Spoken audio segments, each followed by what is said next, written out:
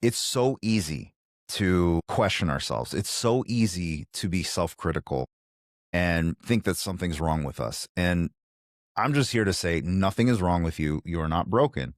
You're simply adapting for a world that we weren't built for. We experience more events that trigger a stress response in a day than we used to in a lifetime 100 plus years ago. We literally weren't built for this. So doing the best you can is more than enough.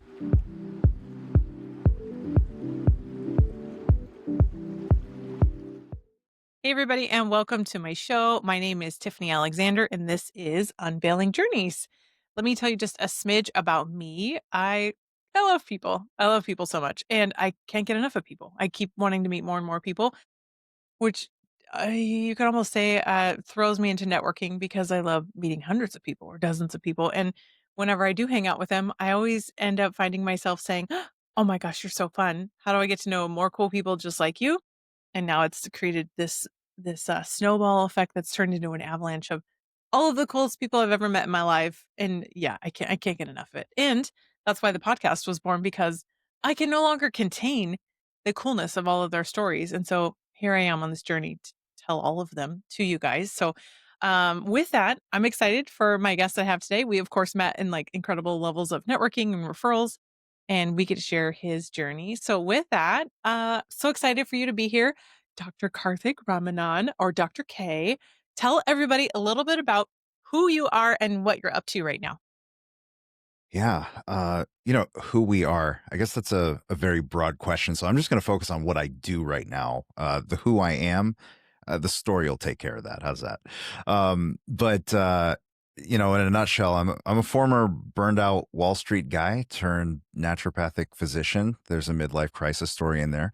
And who my focus nowadays is really helping business owners, executives in their companies build emotional health for them and their teams. Because when we're the person that's taking care of everybody else, and whether that's at work with our companies, whether that's at home with our families, it's very easy to lose track of taking care of ourselves. And we know we should, and then we should all over ourselves, and that's not good either. So Wait, I, did you just I say we just love, should? yeah, right. So I love just being able to help people make peace with their past, own their past, and really step into the best version of themselves going forward. And through the 5 pillars of emotional health and all the other frameworks that I teach. Oh my goodness. Right. So burnout turned now into doctor to help people with their emotional health. This is incredible. It reminds me of what they say, but you don't ever know how to do like in a real emergency situation. Put on your own mask to make sure you remain alive so that you can help others around you, and being able to take care of yourself to be able to thrive through the rest of this stuff. Oh man, I feel like I have so many questions about all this, but I know we're going to unpack a ton of this. You decided to go here from oh wait, no, let's do this. I want to unveil your journey. So let's start from the Okay. beginning. All right. Tell me from the beginning, where are you from? And like what did you want to be when you grew up? Broad question. So, yes, born in India, barely lived there, moved to the United States when I was just about to turn 3. My parents gave up everything, their careers, being close to their families, et cetera, to go to graduate school in their 30s to give me and then eventually my sister, who was born here, a better shot at life. And I think I knew that probably from 4 years old onward, just from daycare. I had friends who, their cousins and grandparents were all nearby, and I'd ask, "Oh, where am I?" And my parents would be, "Oh, they're in India. It's on the other side of the world. We got to call them at night when they're awake." you know, Yeah. and it's like $5 a minute, back on in MCI back in the day. But so I kind of recognized that the path was going to be a little bit different. The sacrifices that they made, and so education was everything growing up, and I just knew that okay, do well in school and figure out what to be. But as far as what I wanted to be, I grew up definitely enjoying basketball during the Michael Jordan years, so the whole "be like Mike" thing.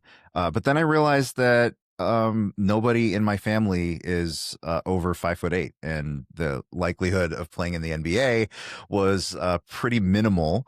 My mom didn't shoot down the dream, though. She said she knew I was this analytical kid, right? And I must have been like in first grade, and she goes, "So, how many teams are in the NBA?" And I think there were like 30 at the time. And how many players on each team? And 12. It's like, okay, how many people in the world? It's like, oh, a lot. So, what's the likelihood of you being able to play?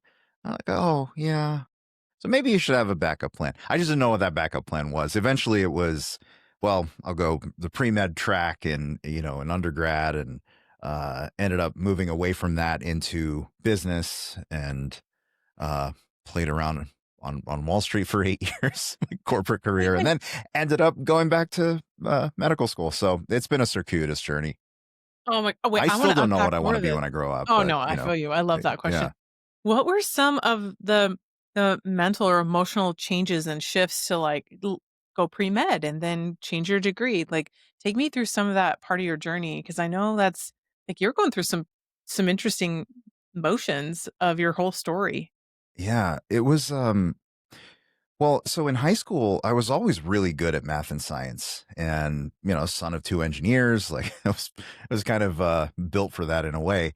I really enjoyed it. Biology specifically, I very much enjoyed that as a subject, and I thought, oh, you know what? I like the idea of helping people. I like biology. Why don't I go pre med and become a doctor? And so I went to Cornell University, and it was a challenge there because I was used to always getting mid high A's kind of thing, or 90s, I guess, in our school system. And here I am going to this Ivy League school where everybody is from the top 5% of their class, and then you're graded on a curve. So I got my first B's in my whole life, and it really, honestly, it shattered me because I that was the only thing that I had in terms of identity of who I was. I wasn't the kid that got a lot of female attention. I wasn't the athletic type. I wasn't, but I was a smart kid, and so now all of a sudden I'm not, and now who am I, right? And so that led to certainly a lot of emotional challenges, and I took a marketing class just because I had to take an elective, for my biology degree. And I took a marketing class, and it was nothing like anything I had studied before. It was There's no fixed answer on a lot of things. It's subjective, it's creative, it's a different way of thinking. And I was like, I really enjoy this. I didn't quit my biology degree. I just decided to pile on more work and do a double major. So I took on applied economics and management as a second major. And I really, really enjoyed it, between finance and between statistical decision analysis and things like that. It was a lot of fun to go outside the box in terms of anything that I had learned prior to that. Um, but still didn't have necessarily a clear vision of what meaningful work looks like down the road. It was more of, well, I want to graduate and get a job. And, I think that's kind of the focus of a lot of kids coming out of college, right? Well, yeah, yeah. Like, whenever you graduate with a degree like that, are offers pouring in, or did you have to really go look, and would you settle on your first kind of jobs out of college? Yeah, it was well, I had an offer from a Silicon Valley startup that I was really excited to join, and about 4 days before graduation, they called and pulled the offer. And so I graduated.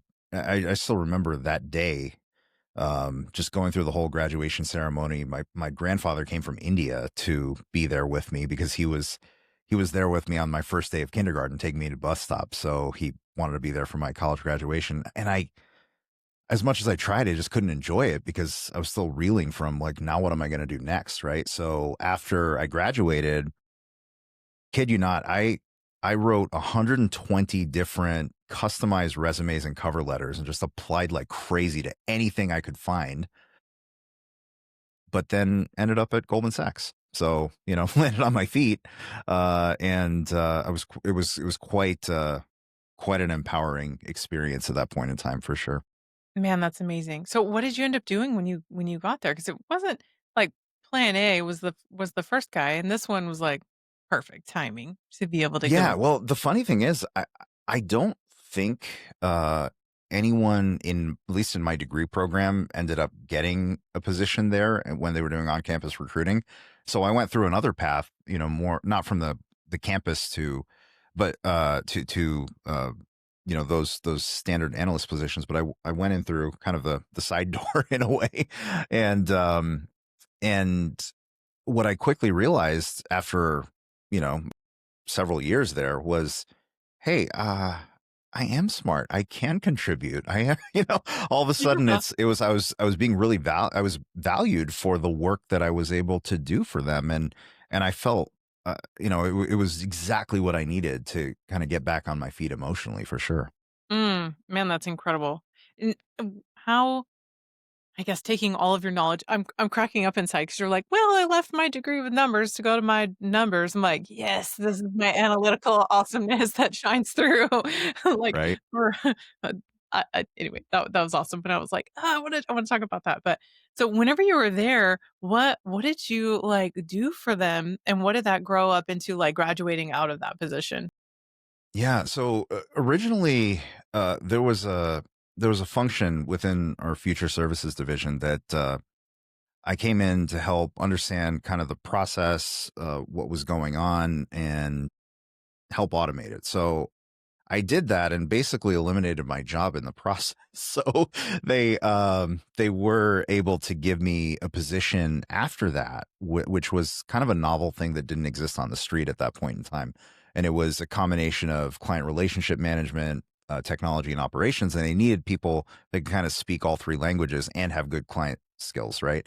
And so that's what I got to do, that was really exciting work. I got to work for um, as good a leader as I've ever come across in my life. And, she definitely made my career there, friends to this day, and learned so much from her along the way. However, this also coincided with the Great Recession and banks around us falling, and it was incredibly stressful. Um, and I responded to it the only way I knew how: just work harder, become as indispensable as possible, be a perfectionist, say yes to everything, be the people pleaser that I was. And, if that meant answering the BlackBerry at 2 in the morning when I already have a 4 a.m. alarm, I was going to do that. And so, years of that, but it just started taking its toll where, okay, yeah, I was being compensated and rewarded for it, promoted, all of those things. I had all the things on the outside that you're supposed to have to be happy. I had my own apartment, paid off my undergraduate student loans, my parents' credit card debt I paid off. I was giving more to charity than I ever thought possible at that age. And I was completely unhappy. And I started feeling a lot of those feelings from my undergrad days starting to creep up, that bit of darkness. And I was like, I'm not going back down that hole again. I need to do something. And that was the time that when you hit rock bottom, you're willing to do anything. Right. And so I saw my sister after a 3 month window of time. And in that 3 months, she had lost 30 pounds. Cystic acne had cleared up. She looked incredible. And I was like, okay, whatever you did, I'm going to do. So what'd you do? And she goes, I've just been eating a raw food, plant-based diet, just fresh fruits, vegetables, nuts, and seeds, just as they're found from the earth. I was like, oh my God, that sounds horrible. Show me how to do this. And so that was, that was that was my first venture into releasing expectation because I had no choice. That was my first venture into, 'cause I was such a perfectionist. Like if I can't do it perfectly, I'm not even going to try. Right. That was the way that I would approach things. Yeah. And so it was like cold turkey, all the diets, do P90X and not miss a day and then do it again, right after. Like it was just full speed or nothing. And I just realized like that led to a lot of career success and personal misery. So if I want to personally feel better, I got to do something different. And so I just released the expectations, just like, hey, wherever this takes me, it takes me. What I didn't realize is that I was going to be on a journey to losing 100 pounds and inspiring a bunch of people along the way. So when they asked me, man, Karthik, you look great. And I've got to lose a few pounds here. Can you help me out? Yeah, people lost weight, but I saw type 2 diabetes, chronic migraines, chronic joint pain. hypertension, all this stuff start to vanish. And I thought, okay, I have no idea what I'm doing, but this is fulfilling. And I got to figure out how to do this for a career. And that's how I learned, dug into things a little bit more. I just realized, like, wait a second, do we have a headache because of the lack of Advil in our system? Mm. Or is there something more to Say it this louder. picture? Say it Right? louder. Yeah.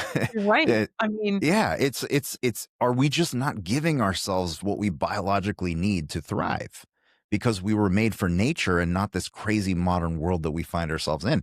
And so kind of going down that path, I learned about naturopathic medicine and I left my career and went to medical school in my 30s and in Arizona. And that's where I've been ever since. I met the love of my life in medical school and and that's been the foundation for everything that I've done since. oh my gosh, I love this so much. So when you decide to go back to medical school, how do you pick? You're like, well, I've decided the human body does its thing and I want to know more about that thing. Like, how do you pick a specialty and do they make you take all the classes anyway for like the human body? Oh, yeah, yeah, absolutely. I mean, we had to do um, all the anatomy, physiology, biochemistry, genetics, dissecting all the cadavers, everything else, all that stuff, diagnosis, treatments, labs, imaging, hematology, all the ologies, right? And the courses in the realm of botanical medicine and acupuncture and mind body medicine and all of those things that will aid the body in healing itself so that ultimately as a physician we can choose, okay, you know what, if it's if somebody's got basically a UTI, right? You want to go the antibiotic route. You don't want to mess with that in most cases. Whereas something like that's more of a lifestyle condition, maybe we can start with nutrition. Maybe we can start with some of these other factors, and then adjust accordingly. Maybe it's HRT. Maybe it's another avenue. But what I did realize also after graduating medical school, getting licensed and all that is I don't really enjoy the the diagnosing and treating and calling in scripts and ordering labs and all that stuff. My wife does, so I refer everybody to her. Strength was always the bedside manner. My strength was not that I couldn't do all the rest. I just didn't light me up. Um, and my strength was helping people believe they can get better because ultimately if you identify with your diagnosis strongly, you internally will never let it go. And so that was kind of the starting point to, okay, you know what, that's the part that lights me up the most is the inner journey, the emotional health journey. And that was the origin of everything else. Oh my goodness, I love that so much. Um, so the thing that I love about this is you had to go through all of this process to get to this point, but I'm like dumbfounded that you went back to school in your 30s, but I find that like my primary in his 50s at this point, like they don't all think like how you think. Like you got in later than usual, right? And so now you have this new information that I want doctors to go back to school. I want them to be like, "Yeah, you're not deficient of Advil. Like your body wants to thrive and wants to keep you alive versus keep you not alive." And in that, um, tapping into this and hacking into it and then being able to lean into that, I need to know more. Like, tell me more about how this kept evolving for you, going back to medical school, and then what do you do with it? Yeah. So, I think at the end of the day, it's never, I think anytime we get into a kind of an us versus them situation, we do everybody a disservice, including ourselves, right? There's avenues where I don't want the natural approach. If I've been in a car accident and I've got a tibia sticking out of my leg, I don't know. Like, go do what you have to do, right? There's different situations, or if people are so far into their disease process that we need to take a significant measure first while we support it with nutrition, maybe IV therapy, whatever else, right? And then there's others that are a little bit more on the early side or even preventative side. And okay, now we can really lean into some of these other things. But what I realized as I started digging into like what lights me up, right?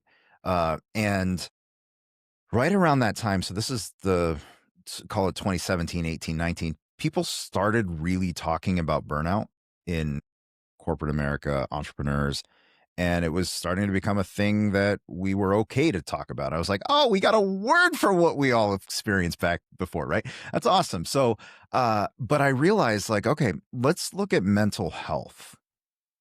And first of all, mental health, mental illness. If I were to say health, word association, we generally think of, oh, exercise, nutrition, sleep and sunshine and all those things. But the moment you throw mental in front of health, it becomes anxiety, depression, bipolar, right? And so therein lies some of the stigma and that sort of thing. And people don't want to feel like something's wrong with them. So one of my premises is nothing is wrong with you. You simply adapted to the circumstances the best you knew how. That's it. And then we work from there. And so if we look at how those challenges are generally addressed, we've got psychiatry with the drugs approach, and there's different people, different situations where that is absolutely necessary and the best course of action, or a supplemental course of action.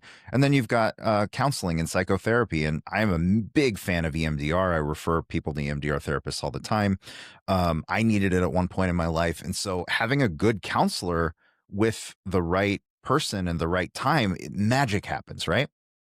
And also all that.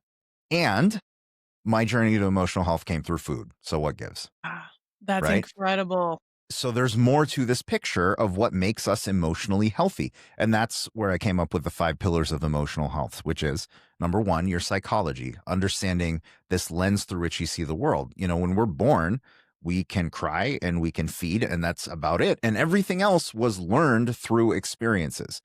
And we're made for nature. We're made for conserving energy. We're not made for willy nilly expending energy. And so we make these shortcuts in our brain. Just like when we learned how to drive for the first time, it was like, oh, check the rearview mirrors, the speed, everything else. It's so stressful. Now you can drive home from work and zone out, and you're like, oh, I'm home. Well, did you actually zone out? Were you paying attention? You were paying attention. You just have a lot of shortcuts in your brain. So your psychology, your relationships, number two. We're the average of the 5 people and ideas that we spend the most time with. Who we spend time with drastically affects how we feel. So kind of optimizing that and, showing up differently for the people that we can't cut out of our lives, family. Okay. Getting the most out of those relationships. Number three is nutrition. 90% of the serotonin, dopamine, GABA, these vital neurotransmitters that regulate how we think, act, and feel are made by the bacteria that live in our gut. And so our gut health and our emotional health are intricately tied together, and we can't really ignore, we can't really have one without the other. Number four is sleep. So if you don't sleep well, you're not committing things to long-term memory. The brain doesn't get opportunities to detoxify. And we've all been there. You don't get enough sleep, you're a little crabby and might have then create some relationship problems, wherever it is. So sleep is vital. I'm absolutely not a fan of the team no sleep. I'll sleep when I'm dead culture. It always catches up to you. The receipts are coming, right? And then number five, body movement. Motion dictates emotion. And it's not just about exercise. It's about being in, constant low grade motion as much as possible. And it's really that simple. It's just like for a plant, you would want the soil and sun and water.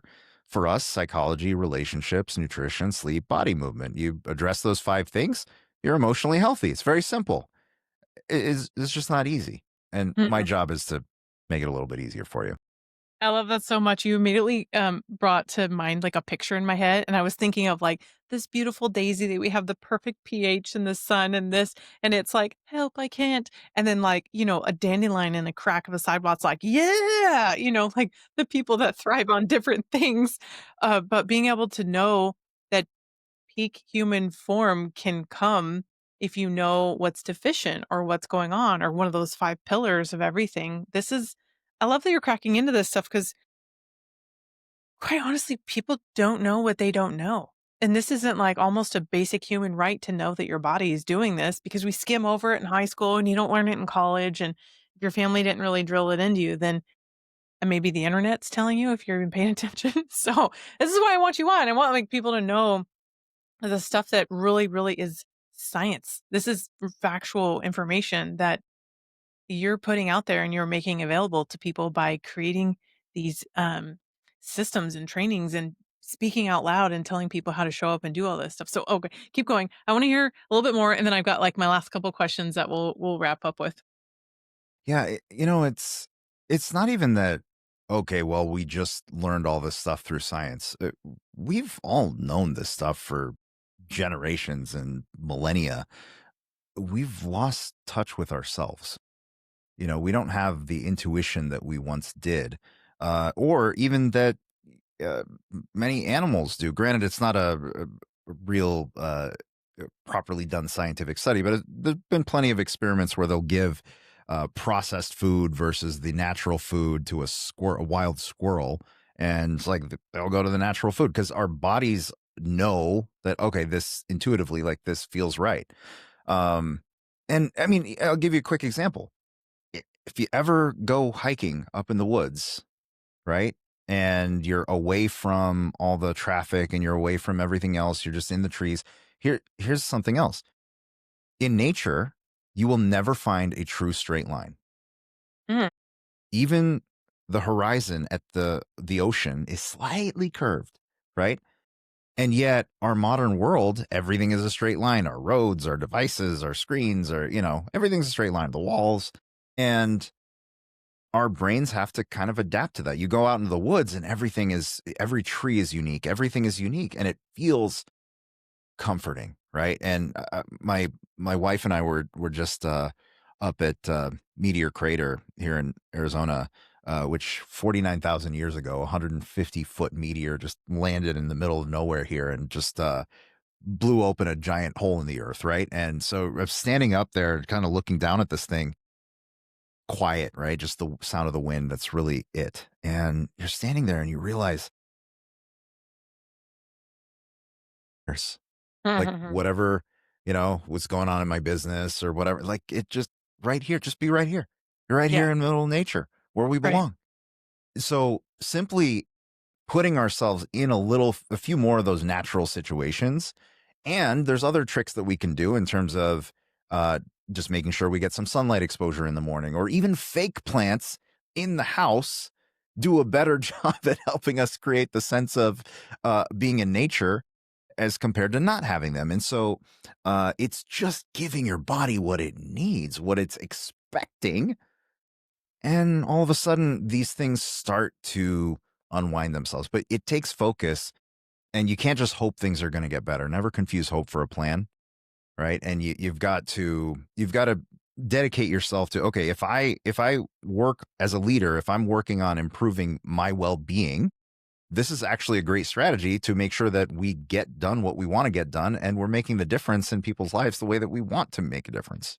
I love this so much. Okay, let me ask you, because you've already kind of said it, but I like to ask it in like a little nice pointed question. Why do you why do you keep showing up and caring so much about like your end? Yeah, it's interesting, right? Purpose is, what's the purpose in any of our lives? I think for a lot of people, it's their kids or future generations. Um, but I think at the same time, I stop and think about just the reality of our life. We can have an impact here and now and in the future.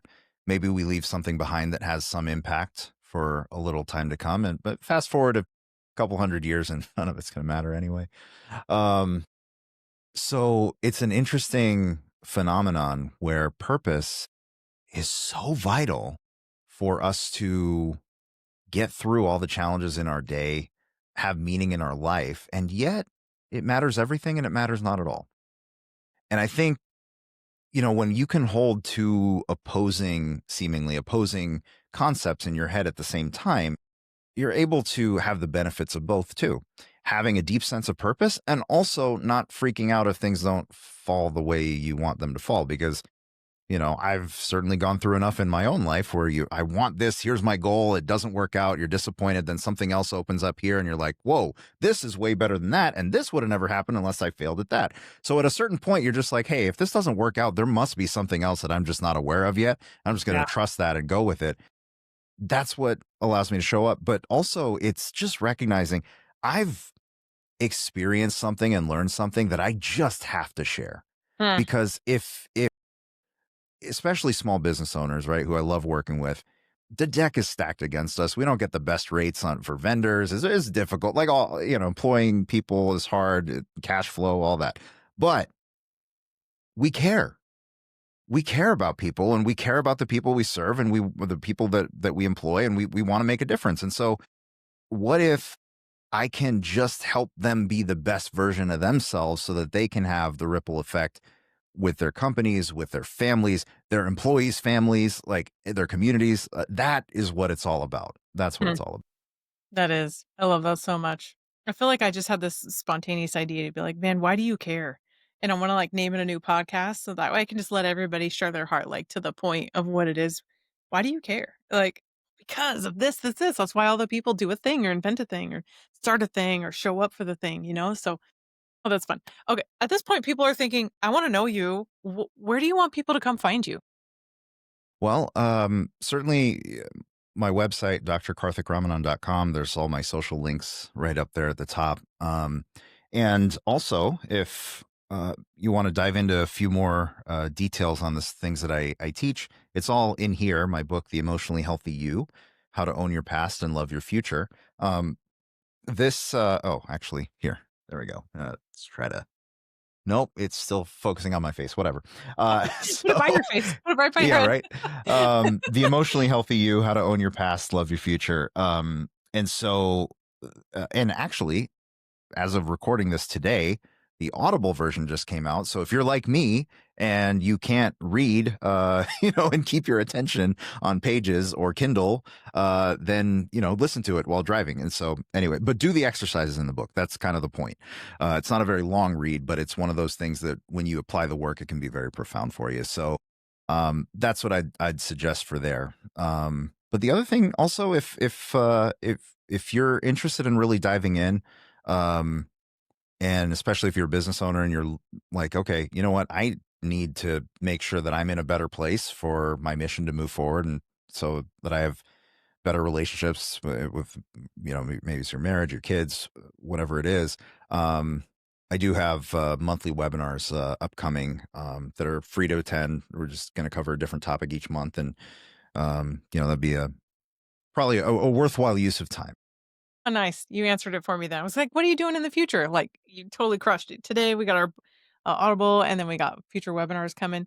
Alright, let's do this. I wanna ask you the last question to wrap up. What, like, nugget or a piece of advice or a lengthy, like, story that you want to, like, leave everybody with? So, um, I've been asked that question a few times, right? Different situations. Literally, the last chapter of the book is 24 principles for an emotionally healthy life, and they're all little last nuggets that you might want to leave the audience with. Oh my gosh, But I, like, I "Babe, would start, just, start." I just say this. I just say this. I just say this. Um, it's so easy to question ourselves. It's so easy to be self-critical and think that something's wrong with us. And I'm just here to say nothing is wrong with you. You are not broken. You're simply adapting for a world that we weren't built for. We experience more events that trigger a stress response in a day than we used to in a lifetime 100 plus years ago. We literally weren't built for this. So doing the best you can is more than enough. And just recognize that as long as we can make one step forward each day and stop holding ourselves to an unattainable expectation and rather lower those expectations, but raise the standards, the things that we won't tolerate anymore, right? And live in not in a reflection of the past, but a vision of the person that we want to become. That is the formula so that we can just stop chasing joy and begin living in. Dang, that's good. I love it so much. You left us with a banger. I love it. Hey, thank you so much for your time, by the way. I loved having you here and hearing your story. And I'm so grateful for everybody you stay and hang out for the whole episode. And I can't wait to see you guys on the next one. And I look forward to all the little nuggets that are going to come from this that I get to push to everybody else from all the fun stuff that you said. And guys, don't forget, if you're like, I don't even know, come find me and I will get you to any guest that's on my show because we're all everywhere. We're on websites, on LinkedIn, and all the above. And if you're like, who is that guy? I'll help you find them because I want you to know all of them. So with that, you guys go have a great day and I will see you all soon. Bye.